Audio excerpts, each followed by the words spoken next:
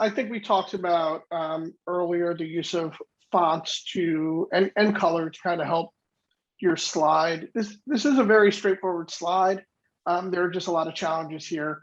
One thing I could highly recommend is you can print your slides out in grayscale, and that will immediately tell you if if your key message is popping out from a color perspective.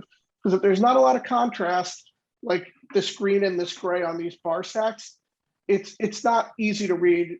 It may take a minute to read instead of 30 seconds. You really want to use color and size to font size to help you tell your message. So if we go to the after, you can see there's a dark green and a light green. It's way easier for your eye to read the headline, which we also edited to make it give a key message. You could see the hierarchy is very clear because we changed the font sizes to make them a lot more drastic. If it's not as important, it's going to be a little smaller.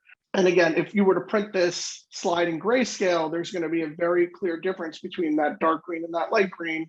And that's going to say, okay, this is where the eye is going when they read this slide.